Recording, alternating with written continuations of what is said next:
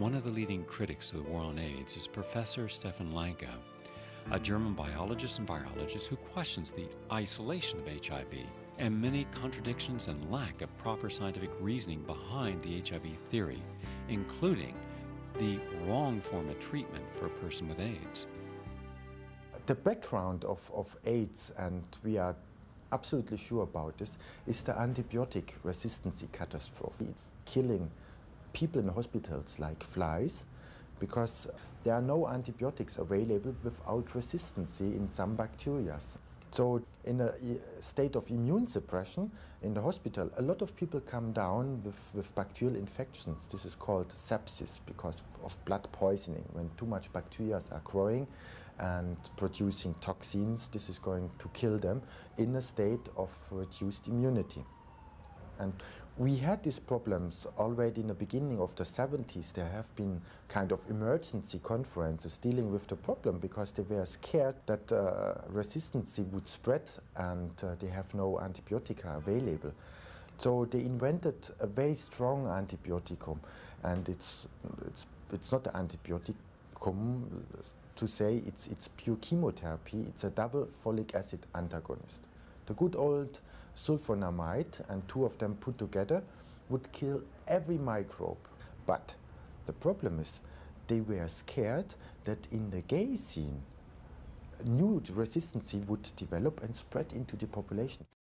It was in June '81 when the first publication came out, published by the Centers of Disease Control, saying 5 men had PCP and 2 of them died, even being treated with Septrim, this last or the strongest antibioticum available.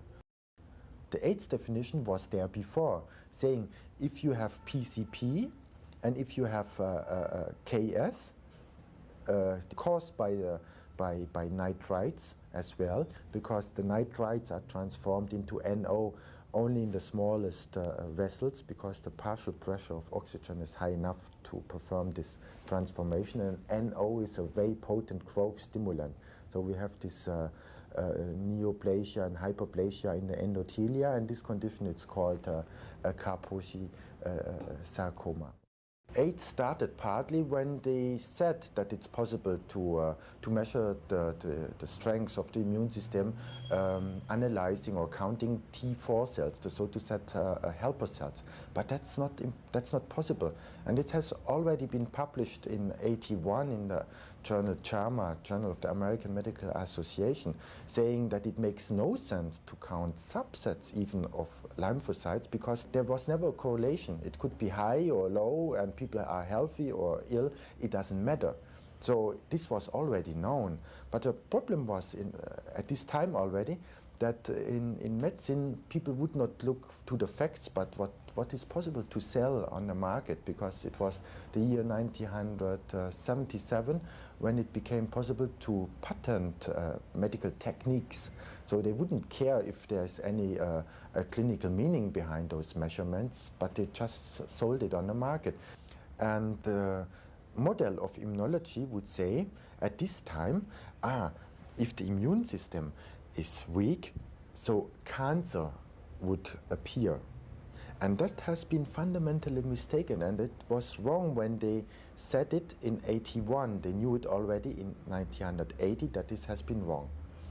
The immune surveillance theory of cancer came into existence when the war against cancer failed.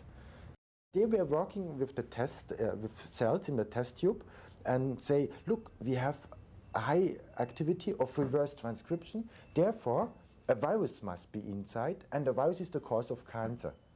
But the nature of cancer is much different, and when they found reverse transcription everywhere, they gave up the idea that retroviruses would cause cancer, and they were not speaking about it anymore, but wasted billions of dollars into this and developed chemotherapy based on this idea that the multiplication of genetic material, and they were thinking of the viruses, should be blocked.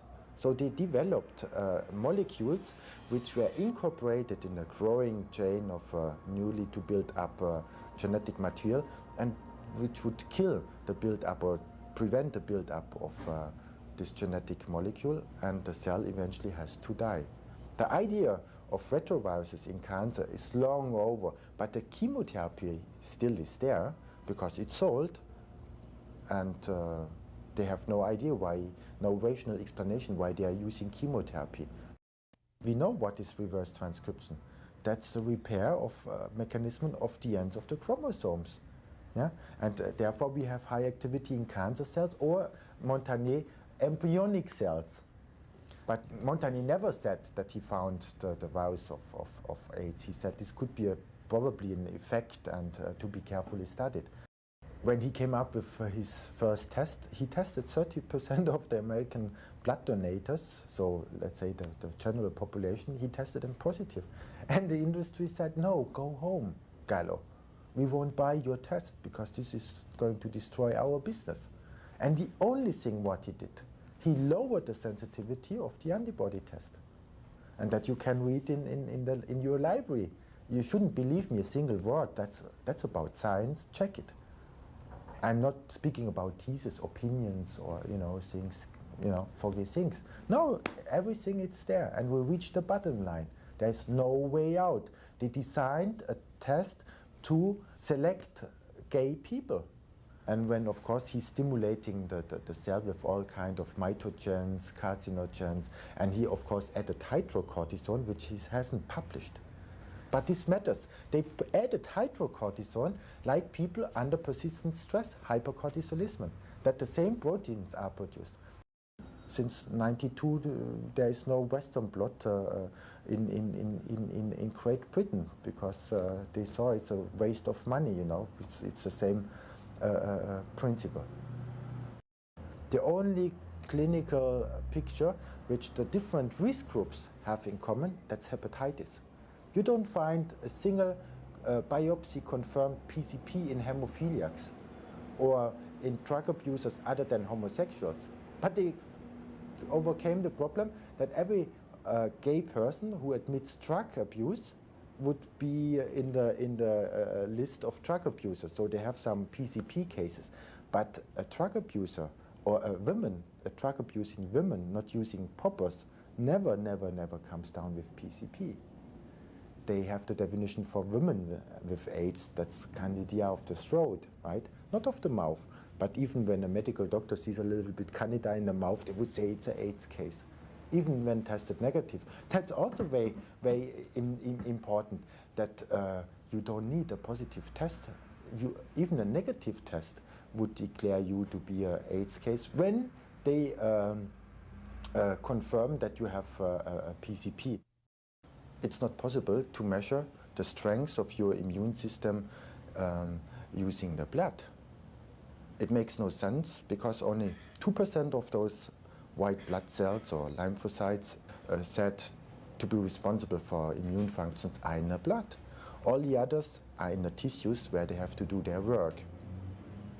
It's like looking outside onto the street and counting the police cars coming by every day, and you would count 10 usually, but suddenly only 3, and then you would say 7 of those policemen caught up or were killed by the virus mafia in the Bronx. But that's completely mistaken. They are probably somewhere else to do their job, and that's how it works in our body. To say that all of you have to die, how unfair, how unjust, how cruel. They went too far, declaring an absolute death sentence in AIDS. From the first 5 cases, only 2 died, the 3 survived. So that's very clear that they built it up a system of belief because they were misusing the gay scene of New York City from 78 till 80 in order to isolate the hepatitis B vaccine out of them. So they perfectly knew already what kind of proteins and what kind of antiproteins, the antibodies, they have inside their blood and inside their body. So it was very easy for the ones who set up antibody tests to produce similar proteins like the body would produce under persistent stress. And that has been done. Think about Septrim, The FDA says this should be given only 14 days maximum. Otherwise, your own blood picture is going to be destroyed irreversibly, means for the rest of the life, because the damages became inherited. Because it's Septrim, it's pure chemotherapy, it acts on a genetic level. This is why those kind of antibiotica are so effective, because they are destroying the genetic material of the bacteria, the damages are accumulating, and there is no repair. But the damages are accumulating inside our cells as well, and therefore this is the reason why AIDS, it's of greatest importance to everybody, but out of completely different reason. Because humankind is in danger to destroy its own genetic material using this kind of antibiotica and chemotherapy, which would destroy the genetic material of our mitochondria. This is the name of those bacteria inside our cell producing the energy. And then we go lower and lower with energy production, and this is what we are seeing. And if we then have no regenerative power, then it becomes a big problem. After 87 cancer of the lymph system, which is directly caused by AZT, and that has been studied in the 60s, and that has been the reason why AZT has been forbidden since then in animals, because it killed all of them and caused cancer of the lymphatic system before. If you check the first publications on AIDS, and you will see that we have 5 young men. All of them had the use of nitrites reported, and those nitrites were used for sexual stimulation, but they are very dangerous. They are oxidizing the blood.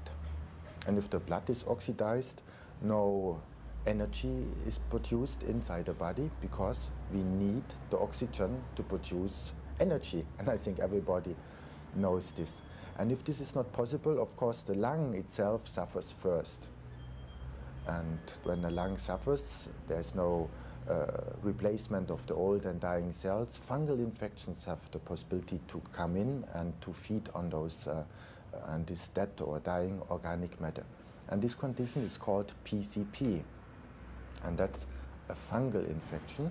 That's not a protozoan or bacterial infection, which is waiting inside the body till the immune system is going to go down. What we see, and this is consistent in all industrialized countries, United States, Europe, 60% have fungal infections, 20% have cancer. And the rest are some rare forms of unicellular organisms. Of course, in the beginning they thought a lot of bacterial infections would show up. So they added the bacterial infections inside the definition of AIDS, but then they have to take them out because they didn't show up. And why should established diseases form a new syndrome? We know the conditions why somebody comes down with fungal infections, and of course we know the treatment options to help the body to regenerate, to produce the needed energy, right? Drug abusers, who some of them live under persistent stress, or they get dirty street drugs, and which immediately would damage the liver or destroy the liver, so they have hepatitis as well, the drug abusers. We don't need viruses to explain hepatitis, inflammation. You know, alcohol, poisons, yeah, and wrong malnutrition, you know, everything is causing the liver to suffer. When people have a history of hepatitis, most likely they are positive in the HIV antibody test, or put it other way around. I never found a person testing positive who had no problems with its liver, because the liver has a lot of regenerative power, means a lot of decay of cells when being absolutely intoxicated, but that means a lot of cells inside your body. And if immune functions are suppressed, then antibodies are produced against your own proteins. All of them had hepatitis. That means the inflammation of the liver. And they have such a lot of problems, because it was a big business selling clotting factors every day. But this destroyed the hemophiliacs. This caused harm to them to great extent. And when AIDS came up, it was an ideal thing to wash their hands and blame it on a new virus which has been transmitted. What they have overseen, and that's a real catastrophe for all chronic disease, where the energy is produced inside our cells. These bacteria are so stable, integrated inside the cell, that a great deal of their own genetic material has been exported inside the nucleus, where there is protection of the genetic material better than in the bacteria themselves, but they have their own genetic material. That has been overseen. And now think about the antibiotics killing bacteria. They are killing our own energy plants inside the cell. And if the cell is not able to produce enough energy, it might die. So you go into persistent inflammatory conditions if the body has enough regeneration power to build up new cells, or the cell becomes cancerous using fermentation as its source of energy. And in the liver cells we have most of the mitochondria present, 500 per cell. So that's the highest concentration of mitochondria. Of course, in egg cells of the women we have 500,000. And therefore AIDS is of greatest importance for women due to completely different reason, because with every shot, with unnecessary shot of antibiotica, they would destroy their genetic material, which they would pass over to the offspring, because the mitochondria are only given to the next generation through the egg cell. It has been known already in the mid-70s by Anthony Fauci, by the way. They knew when stress hormones are released, the immune functions are immediately suppressed, because when we are under stress and we have to run away because the lion is behind us, we need no immune functions and waste energy for the replication of immune cells. But the dangerous thing is when we have persistent stress, heavy stress, not like outside the streets, but heavy stress, right? Be it nutritional, be it toxic, be it traumatic, psychological or infectious stress. If this stress is persistent, your body produces a lot of stress hormones, adrenaline, noradrenaline, and they would activate, they stimulate growth. But this is very dangerous, when this persists. So the body wisely makes a reaction against these activation processes, and that's cortisol. And cortisol suppresses every replication of proteins, and therefore as well the replication of cells. So if you are in a state of persistent stress, you are in the same time in a state of persistent hypercortisolism, a huge amount of cortisolism, and then you become thinner and thinner, and your regeneration won't work, and you become more and more positive, means more and more antibodies. But the most important immune functions are not to take care about foreign or not foreign invaders. This is to recycle your own body. 1% of your body mass, and this is an incredible high number, 10 high to the 12 cells, have to be recycled every day. And if this is not possible anymore, then you are in a very bad condition, because your body's own proteins are going to endanger your own life, because they are poisonous if they are freely floating around inside your body, and fungal infections may grow on them. Gallo lost the rights to the test. This was published in Newsweek in '94, and the American government let him fall like a hot potato.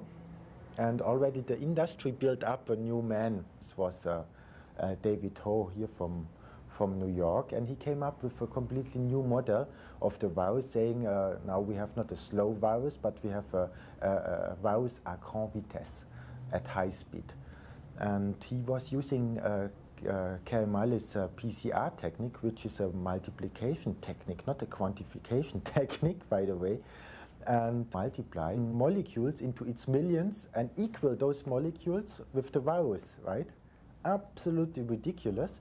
Even more, as those sequences he's going to multiply and equal them with the virus, that's the viral load, are present in everybody. It's just a way to save face for the whole AIDS industry, because more and more people are aware that this could not be, because inside the AIDS scene there are a lot of critical medical doctors, but they saw such a lot of contradiction, and it was discussed on conferences. So there was high noon for a new medal and a new test where the pharmaceutical companies could make a great business out of it. They say, the protein of the virus, the first protein is very long and it has to be cut down exactly into its pieces that the new virus is able to be built out of the shorter pieces. And now it starts to get funny. We have 8 different kinds of cutting sites where the protease, the enzyme which is cutting down the proteins, should exactly cut the precursor molecule into its shorter molecules. 8 different sites.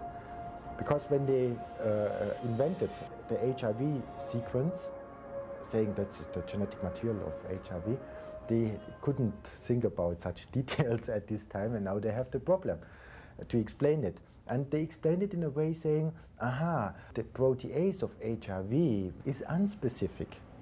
But how should this work when the protease is unspecific? How then a virus could come into existence when you have 8 different sites and it needs to be cut exactly at those sites to build up the functional virus particle? And if you have 8 sites and the protease is not specific, you mustn't be a mathematician to say that's absolutely impossible that only a single virus could come into existence. And even worse, now they say the protease of HIV, that's unspecific. But our protease inhibitors, they are specific. So you interfere on a very basic level of life. And it takes a time that you see the clinical outcome of these damages. And it's worse than AZT. AZT acts quicker on the genetic level, and but we have the possibility that the bacteria inside our intestines are eating up all this AZT. If you have a good digestion, you know, then that's no problem. But the protease inhibitors cannot be cut down because they are artificial. Then they would accumulate over the time inside your body, producing crystallines, destroying the kidney in the first line and other organs. But then, when they accumulate, and would cause all various kind of effects. And this we have predicted some 2.5 years before already in the British journal Continuum. We have warned about not the side effects, but the main effects, you know. And the worst to come, it's the failure of the liver, and of course the blood production. When blood is destroyed, and that's what they say is the side effects, or you know, when the fatty acid metabolism is destroyed as well, and you have fatty acid accumulation everywhere inside your body, you know.